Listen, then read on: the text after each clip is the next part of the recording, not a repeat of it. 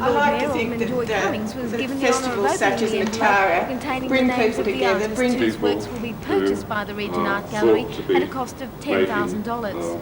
The 3 pieces were selected by the gallery directors, David Bradshaw, his assistant Andrew Sayers, and Katrina Rumley from the Visual Arts Board. They are Blitz by Robert Boynes, Electra by Gunter Christman, and this one, Moon Blue, by John Pearce.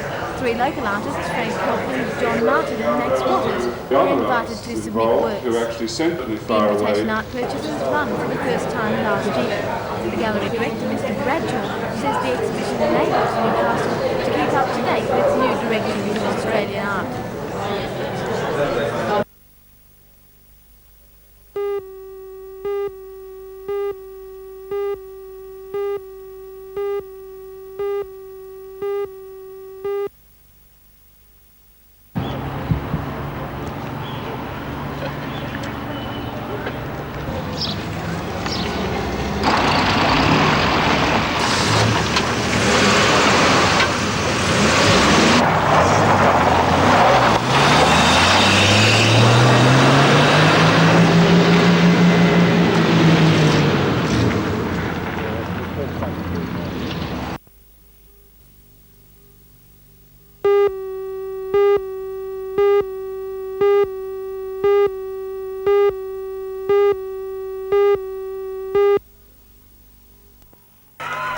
Tiny Tim, larger than life, made a big impression on the Castanet Club last night. 15 years after his first success, Tiny Tim is still pulling in the crowds with his ukulele. Nothing much has changed, except the voice may have dropped, and there's more of Tiny Tim now. A 16-year-old at heart, he says, but probably nearer 55. He has fond memories of his visits to Australia, including the unforgettable 2-hour medley at Luna Park. Last night's audience got a taste of that kind of endurance, a half-hour arrangement of songs, sometimes lost the backup.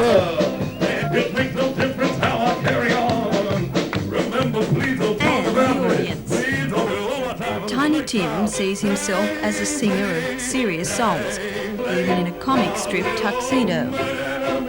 The true troubadour is hoping that another hit song will come his way.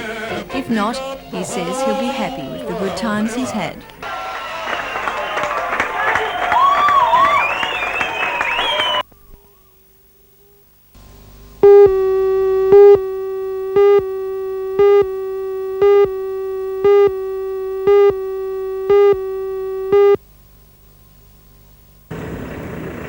The new office block for Telecom will be built on this site on the corner of St Andrew Street and Caroline Place, Maitland.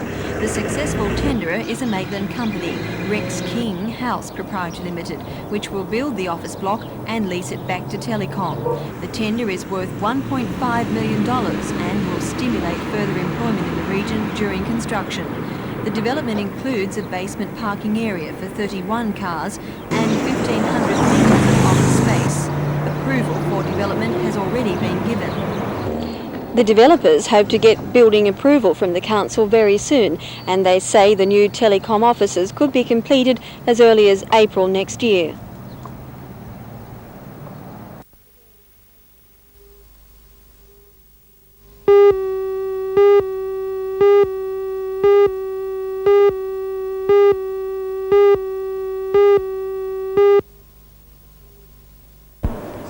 The collection of photographs and other artefacts on display in City Hall belongs to the Australian-German Democratic Republic Friendship Society. The Society's local branch decided to hold the exhibition during the Tara to promote its cause. The GDR's following in Australia is trying to encourage understanding and friendship between both countries. The exhibition was officially opened last night by the Lord Mayor, Alderman Joy Cummings. With her was a representative of the German Embassy in Canberra. President of the local branch of the Society, Mr Terry Maudsley, expects the collection to attract a lot of interest. It's the first time in Newcastle that one of the eastern states of Europe has been able to put on display in the Newcastle region such a comprehensive exhibition as what we have here.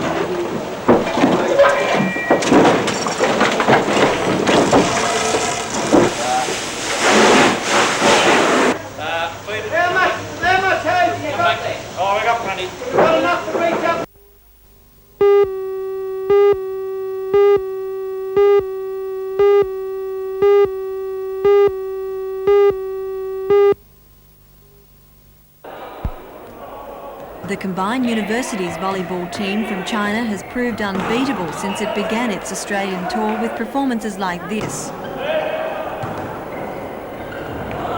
visiting team, which also won the first test against the Australian side on the weekend, hammered home a strong game last night against New South Wales. It didn't take long for the visitors to clean up the first set, 15-2. The teamwork from the Chinese side clinched them the second set, 15-7. But New South Wales tried hard to return the punishment in the third set, and at one stage led 10-6. Outstanding play came from the captain Russell Bourgeau, who is also an Australian representative. Jeff Hart and Andrew Petkovic also had strong games. But the final outcome was in China's favour, 16-14 in the final set, giving them 3 sets to nil. 5 of the team members in the New South Wales side who played last night will represent Australia in the second test against China in Sydney tonight.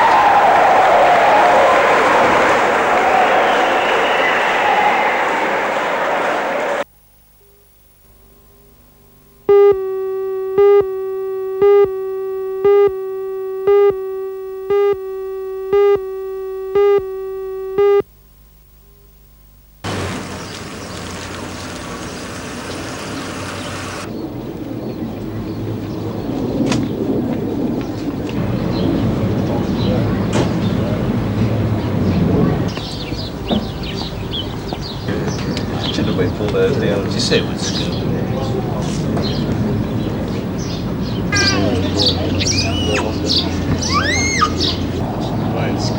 Thanks, yeah.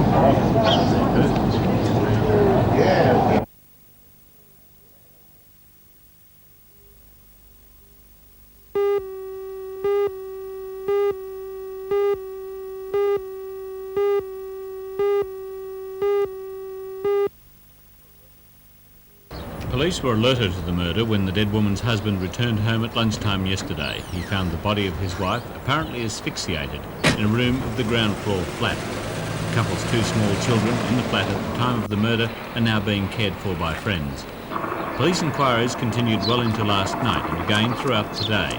Detectives interviewing a number of people and conducting a painstaking inspection of the murder scene.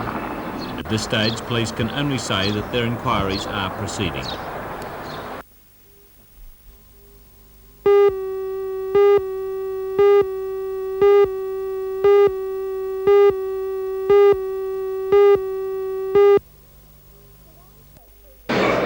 The wine flowed freely and there was a great sense of excitement at the opening night of Hunter Valley Theatre Company's production of The Removalists. And it was no surprise because it is 13 months to the day that the last Hunter Valley Theatre Company production opened here at the Civic Playhouse. That play was Rookery Nook, and after it failed at the box office, the board of directors cancelled the rest of the season and put the company into recess. Well, after negotiations with the funding bodies, there's now a new board, there's a new artistic director, Brent McGregor, and I think we'll be seeing a new style of play. After the opening of The Removalists, I spoke to some audience members. What did you think of tonight's play? Well, first of all, it's a very fine play, in my opinion, a very important Australian play that I think everyone interested in Australian drama should see. I think they've done a very good production of it. I thought it was excellent. We thoroughly enjoyed it. We were just discussing it. It was a very successful production. It really is great to see a couple of hundred people back in this playhouse again tonight after such a long silence in the place. I'm really very pleased.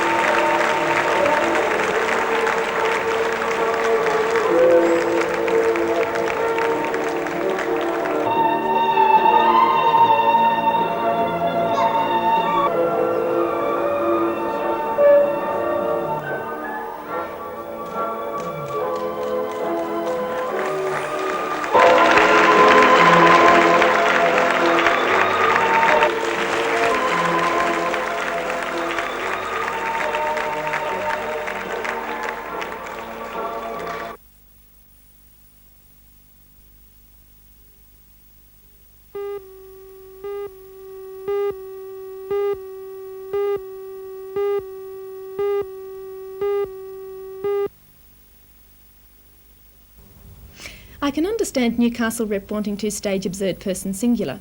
It's a play that starts out looking like a run-of-the-mill farce, but it deepens over its 3 acts into something quite serious and even horrifying.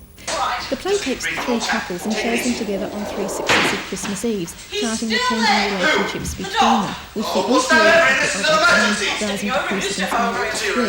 It's a fascinating play, and one that should be quite chilling despite the surface humour. Newcastle Rep, however, does not have a cast equal to the many demands of the play. They were unable to capture the class differences between the couples, differences that are absolutely crucial to the meaning of the play. After all, it's a very British play. The production succeeded best in the second act, and on reflection this isn't surprising, because this is the stage at which the couples seem to be at their most equal, the inferior couple on the rise and the superior couple on the way down, and I think the cast felt most comfortable with this. There are also the funniest moments in this second act, where a woman tries to commit suicide in many ways, while those around her are absolutely unaware of what she's trying to do. This is black farce indeed, but unfortunately Newcastle Rep only skimmed the surface.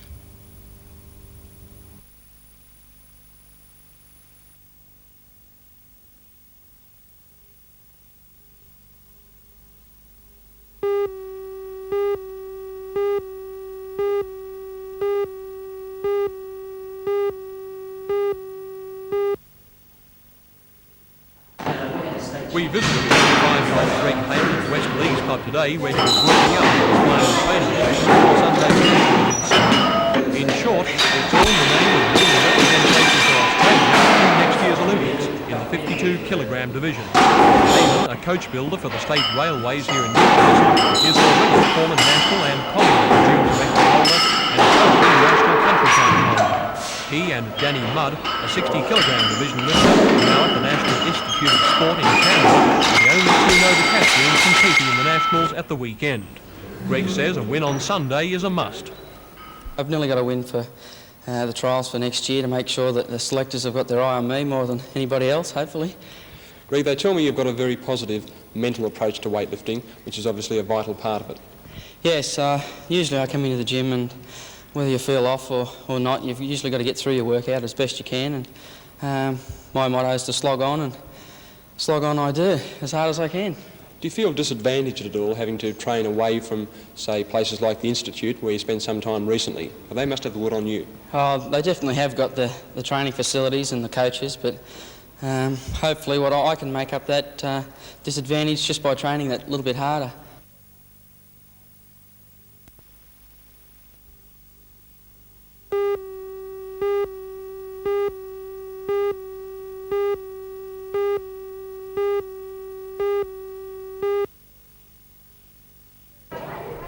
It is very obvious that spring is in the air in Wyong.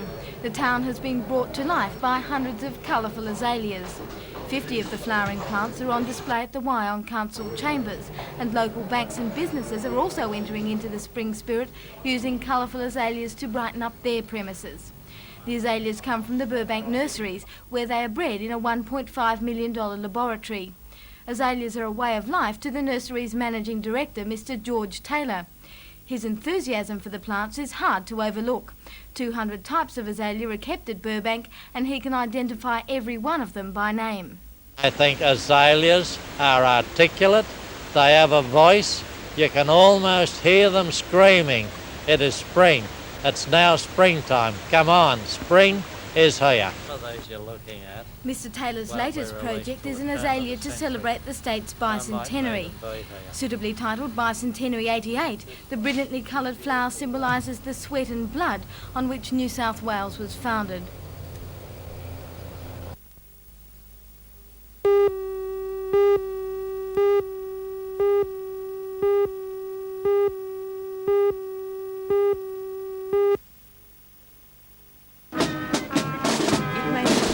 Rain initially, but soon the sun was out again, and that only goes to prove that nothing can stop the Matara Spring Festival parade. The wet hair and clothes soon dried, and the long procession began. Almost every type of sport was represented, with Taekwondo enthusiasts coming out in force.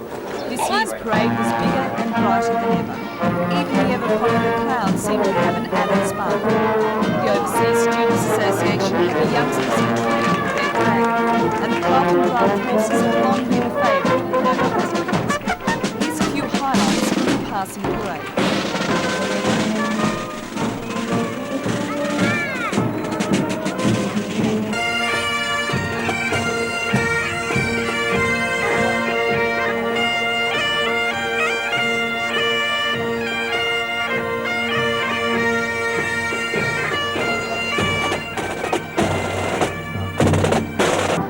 A short time later, the harbour came alive with the colour and yachting pace of 16-foot sailing skiffs. The Matara Regatta was held over a course based on the inner harbour. The Port Hunter 16-foot sailing skiff club provided a spectacular not often seen on this stretch of water, and one which added a scenic dimension to Matara.